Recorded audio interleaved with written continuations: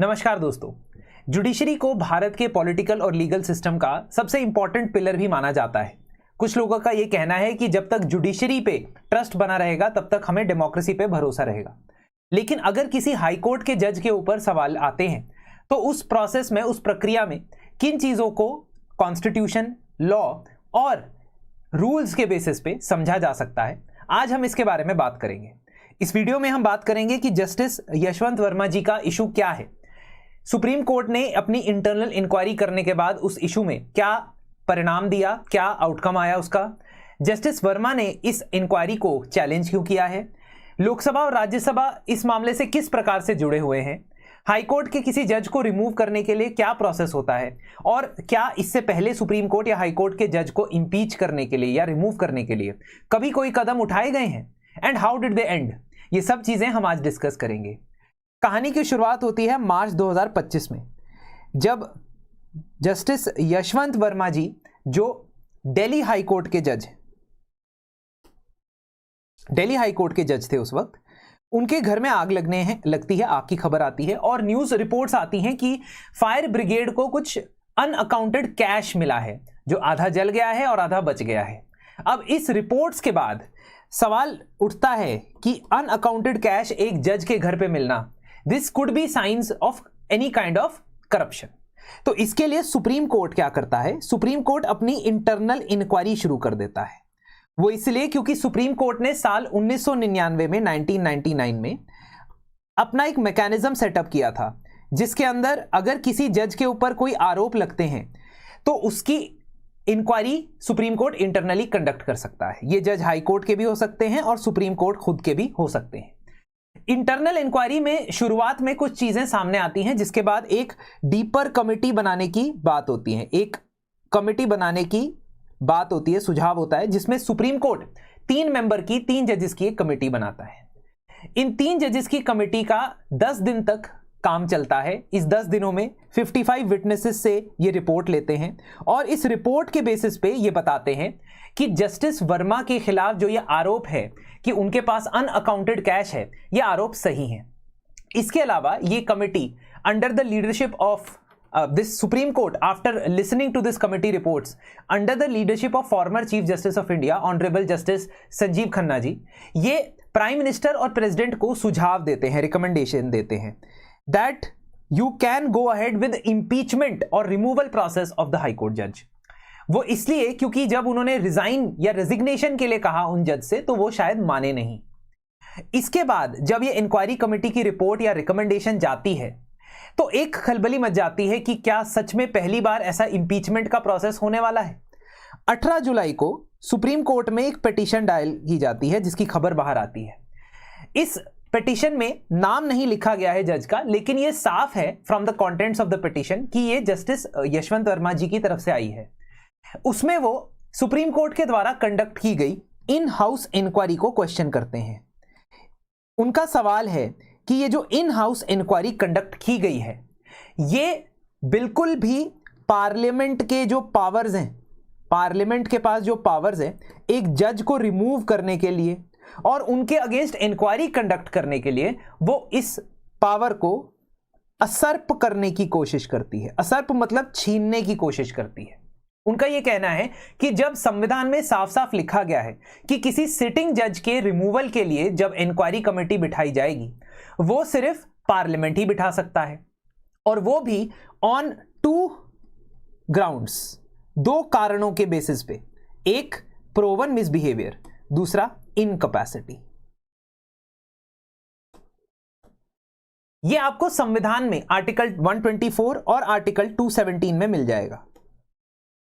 But apart from this you will also find out that there is an act that has been prepared. उस act का नाम है जजेस inquiry act, 1968 का act है। इसके अलावा जजेस इंक्वायरी रूल्स भी बनाए गए हैं 1969 के अंदर।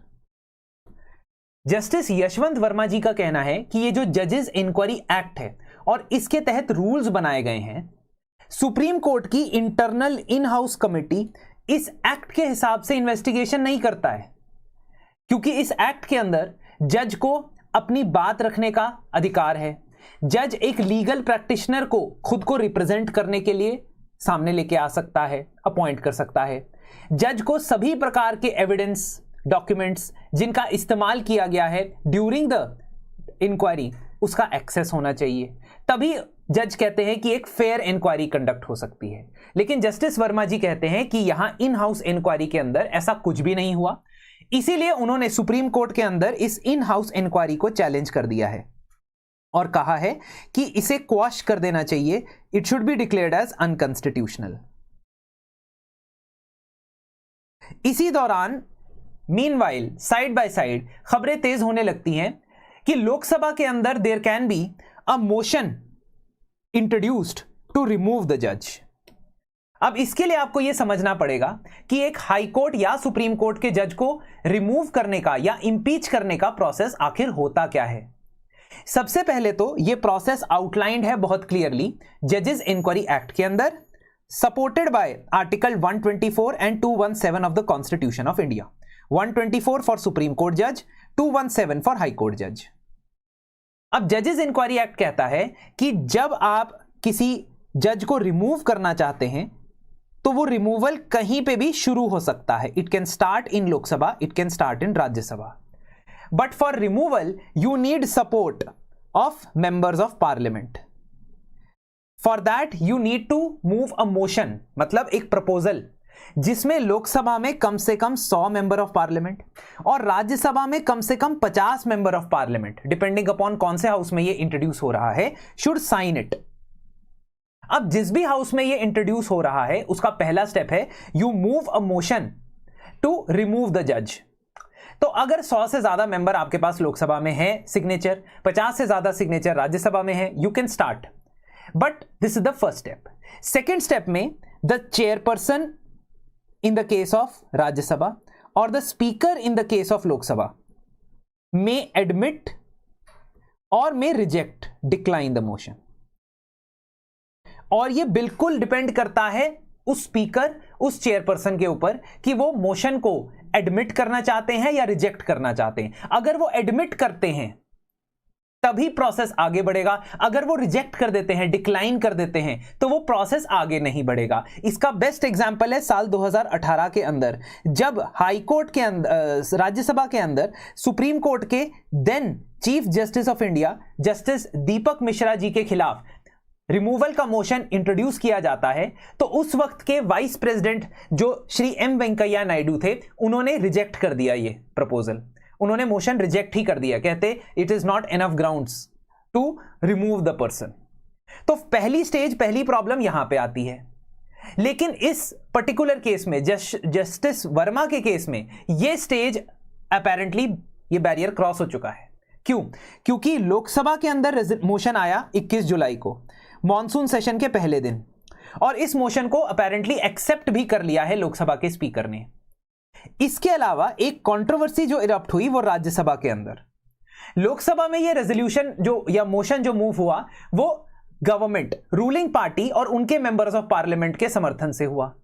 लेकिन राज्यसभा में ऑपोजिशन पार्टी के 50 से ज्यादा मेंबर्स जाते हैं चेयरमैन के पास और इस मोशन को सबमिट करते हैं कि हमें जज को निकालना है। दोनों एक ही बात कह रहे हैं, लेकिन एक ऑपोजिशन पार्टी का मोशन है और एक रूलिंग पार्टी का।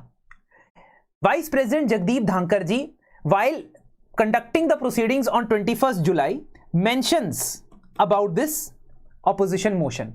He does not mention whether I have admitted it or not. वो बस मेंशन करते हैं कि ये मोशन मुझे रिसीव हुआ है।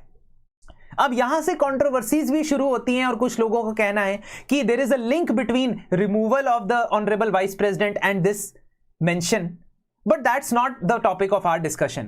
Our topic of discussion is about the judge's removal.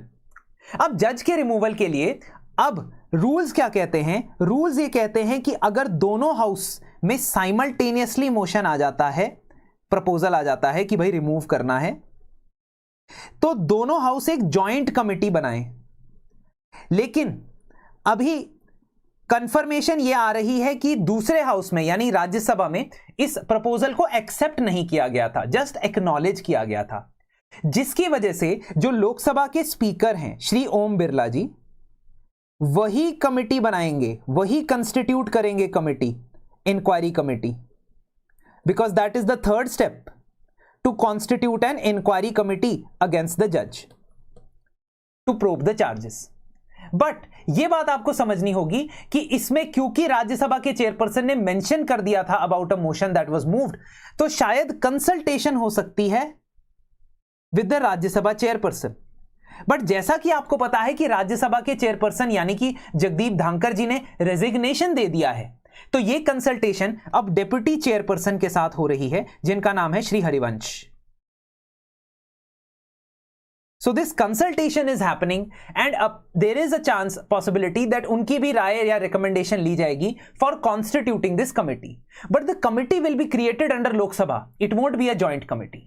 ये जो इंक्वायरी कमेटी बनाई जाती है, इस इंक्वायरी कमेटी का कॉम्पोजिशन क्या होगा, ये भी आपको जजेस इंक्वायरी एक्ट के अंदर मिलता है, कॉन्स्टिट्यूशन में नहीं, इन द एक्ट।